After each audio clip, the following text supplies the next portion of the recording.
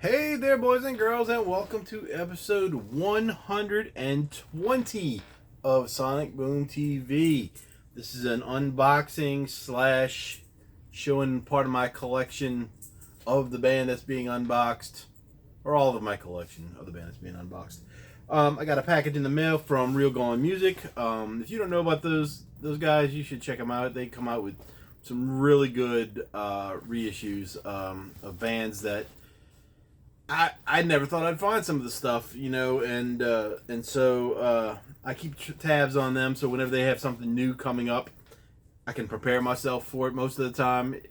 Since I've started doing this, or at least know about it, ahead of time. Because there's one thing on there right now that I want, that I know that's a new release anyway, that I wasn't able to pre-order, but I might be able to get it in the next week or two, depending on how things go. So anyway, I pre-cut the package. I didn't open it yet, and I'll show you what I got. So, opened it up. Pretty well packaged. They look how they do that. They have a kind of specialty inner box that they put inside the box, so it kind of helps. Good job by them. And the record I ordered, it was a double album, a true double album. It's not even an album. It's like a hits, B-sides thing, and that is Fountains of Wayne Out of State Plates, 2 LP set, Fountains of Wayne Classic Rarities Collection, first time on vinyl, Junkyard Swirl vinyl pressing. You can see that nice sticker. Nice cover.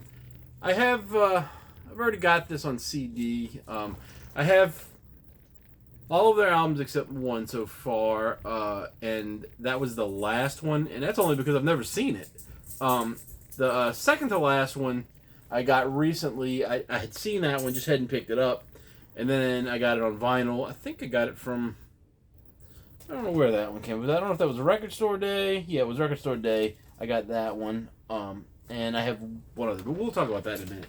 Oh, goodness. Let's open this joker up to see what Junkyard vinyl is. I think it's brown. Brown swirly something, I believe. I can't remember. I looked at the picture of it on their website, but I can't remember what it was. So we take this off. That'll end up inside the box. I mean, inside the gatefold before long. So again, Fountains of Wayne, Junkyard, Cars. Pow! Got a bunch of pictures. I don't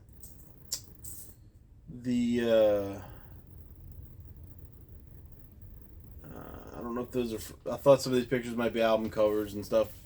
But they're not. Although Denise's one, that's an album cover right there. Well, yeah, they do have some. Okay, so mixture of stuff. We got the song credits, not lyrics. Another photo. Pretty cool. Then we'll go into the inner sleeve on the first record. Now immediately I notice this is in a very nice sleeve. We've got the Gotta Groove Records sleeve. All records should come with these days. I don't, for the price they're charging, it's ridiculous. So what we've got is a clear, multicolor vinyl. It's reds, yellows, blacks, maybe some greens. If you guys can see right here, it's kind of yellow there, but it looks kind of green as well. Pinks, maybe. Interesting. I don't know if I have one exactly like this. I have one that's in this style. I believe it's a Motley Crue Greatest Hits, but it's real brown. It's not pretty. That I wouldn't say this was pretty either. To be honest with you. And then we'll pull the other one out just to make sure. There's no other inner sleeves or anything like that. We'll pull it out anyway. This one's much the same.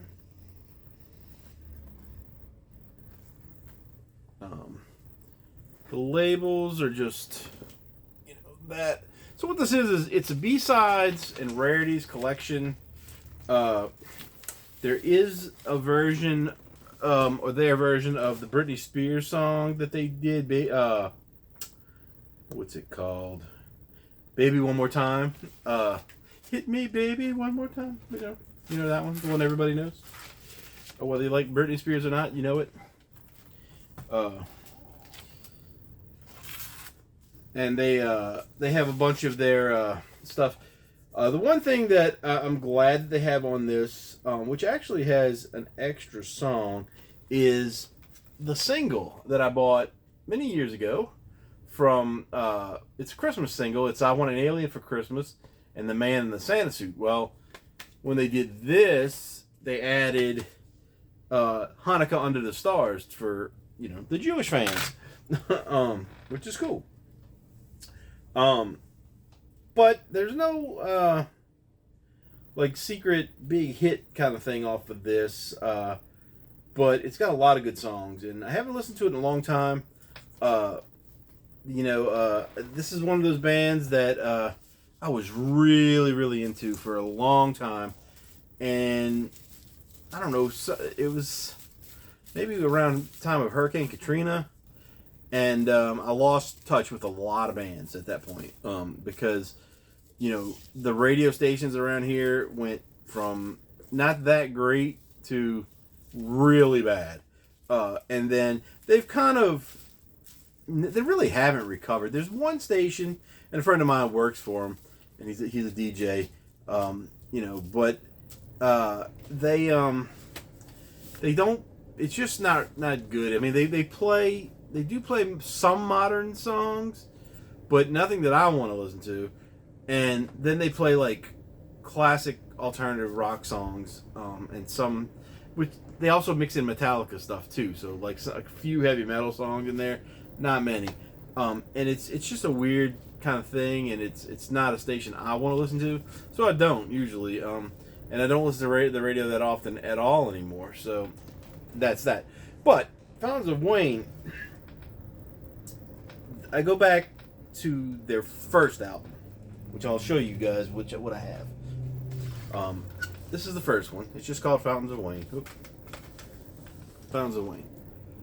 I heard the song Radiation Vibe was their first single, I believe, and it had been on the radio for a few days.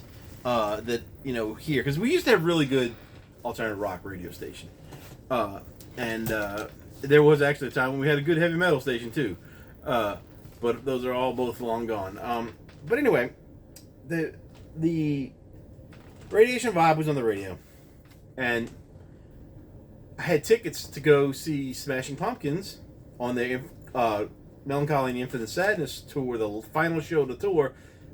They added New Orleans as a date. They weren't going to do New Orleans for some reason, and then they decided, hey, this could be a Mardi Gras show, and they came.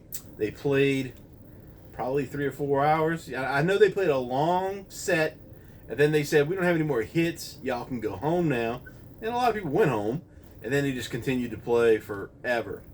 But the two bands that opened for them were the Frogs, which they had one minor hit.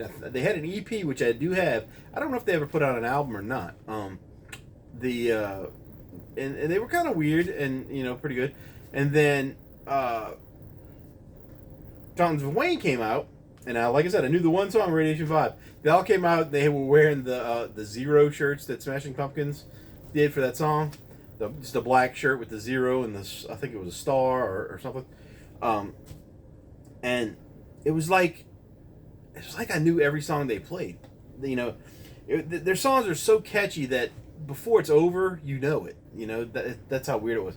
And I don't know how many songs they played. I guess they played everything off of this album, maybe, or close to it. This has 12 songs. They probably didn't play that, but they probably played most of this album.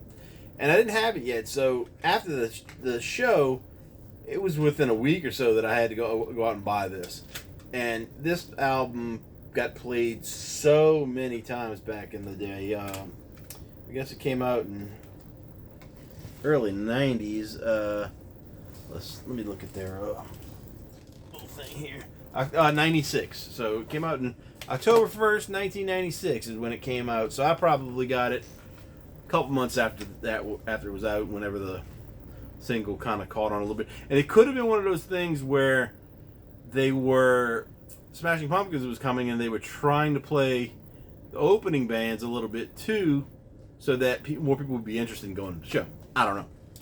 So after that, there was Utopia Parkway, which is another great album by them. My cases are cracked. And this is the one that had Red Dragon Tattoo. And Utopia Parkway is a good song too. But nothing was a real hit for them until they came out with Welcome Interstate Managers. This one's got Stacy's mom on it. They're kind of thrown into this one-hit wonder kind of thing for that song, but there's so many great songs this band does. Even on this album, Stacy's Mom is a great song, but I don't even know if it's the best song on here. Mexican Wine, Bright Future in Sales, Hackensack, Valley Winter Song is a really good song. Excuse me. There's 16 on this one. So, then of course, I did get the out-of-state plates on CD as well back in the, whenever that came out. 2005 and is when it came out. And Hurricane Katrina, like I said, was in 2005. And so that's when a lot of my music collecting stopped for a couple of years. I mean, it just vanished. I don't know why. It's not something that I wanted to happen. It went away, and I wasn't buying anything. I wasn't buying CDs. I was not buying records. I was not buying anything. Just the best I would do is I'd go to the library and check out some CDs, and if I liked them, I'd burn them to my iTunes. That's it. And also the library lets you download. There's like a New Orleans library that allows. We have parishes, not counties, so the parishes around New Orleans, they let you download songs. They let you get 7 songs a week. And then where I live is called Jefferson Parish. They only let you get 3 songs a week. So I get 10 songs a week, and I've done that for years. And so I get other stuff, MP3s as well. And I was doing that for a while. But as far as buying new stuff or used stuff or whatever, I wasn't doing it for quite a few years. Probably maybe close to 7, 8, 9 years maybe that I wasn't buying any kind of records or CDs or anything. Not that I didn't like music, but what happened with that is I kind of lost touch with what was popular. There's the dance music and all that stuff I don't care about, but as far as rock bands go, I kind of lost that, what was going on. And so when I got back into buying stuff again, and I started seeing a lot of local bands, then at that point, I guess maybe a little after I started collecting it, but then I started getting involved with that, like all the local bands and bands that maybe toured with or with them, and I was still missing out on what was popular, but that's what it was. So anyway, the other 2 albums I have I have Welcome Interstate Managers again on vinyl. This one, I think it's red. I can't remember what color vinyl that was. Red vinyl, I believe. I don't want to take it out right now. But that one was on a different color, maybe. Maybe it was black. Maybe it was something. But I just remember they had it at the record store, and it was expensive. It was $50, I think. And then I saw it on Real Gone Music and it was cheaper than that, so like 39 or something like that. So that's why I got it there. But I was going to get it at the record store, and something told me don't buy it for $50-something. And I don't think it's been anywhere else, you know. And then the last one I got was the Record Store Day last year, the Traffic and Weather. Never owned this one before, and this is really good too. This one is the classic 2007 release on LP for the first time. Includes printed inner sleeve with lyrics, orange with black streaks vinyl, limited to 4,000 copies. I don't know if this is going to get re-released or not. I'm going to pull this out because I don't remember what the vinyl looks like, and I just listened to this the other day. Oh yeah, it's kind of the same idea as the other one, except this one looks cool. It's like a orangey gold color with the black streaks. Very cool. But this band is really good. I mean, they're not heavy at all. They're just like pop alternative, but not quite pop. You know, it's catchy songs, but with an alternative feel to it. And anybody that I know that likes them says that they're awesome. That, you know, how awesome they are and everything. It's not like I don't know too many people that besides the ones that just know Stacy's mom, but the people that are into them, they love them. You know, and I think, you know, they should get, you know, have more fans, you know, than they do. I don't know if they're still together because the bass player, I think it was, and backup vocals, he died during the COVID stuff. I don't know if he died of COVID or not, but I know he died. And so I don't know if they're still doing anything. The last album that I don't have is called Sky Full of Holes. That one came out in 2011. I don't have that. I'm going to get it eventually. I'm hoping that it'll pop up on Real Gone Music. So if I don't find it in a couple months on there maybe or somewhere else, I may go looking for it. You know, because I want to have that, and then I'll be finished having at least some sort of physical copy of everything this band does. And I don't have a digital copy of some of it. Like I don't have Traffic and Weather, and I don't have Sky Full of Holes. So, you know, we'll work that out. But anyway, that's Fountains of Wayne. They are a great band. Go check them out. Definitely start from the beginning if you can. This CD, so good. So good. Radiation Vibe, Sink to the Bottom, Joe Ray, She's Got a Problem, Survival Car, Barbara H, Sick Day, I've Got a Flare, Leave the Biker, You Curse at Girls, Please Don't Rock Me Tonight, and Everything's Ruined. Such a great album. Check them out. Fountains of Wayne. Fountains of Wayne. Utopia Parkway. Fountains of Wayne. Out of State Plates. Fountains of Wayne. I Want an Alien for Christmas. I don't even know if you can find that anymore. Probably can. Fountains of Wayne. Welcome Interstate Managers. Stacy's Mom. Got it going on. Fountains of Wayne. Traffic and Weather. And again, Fountains of Wayne. Welcome Interstate Managers. And again, the brand new to my collection, Fountains of Wayne, Out of State Plates.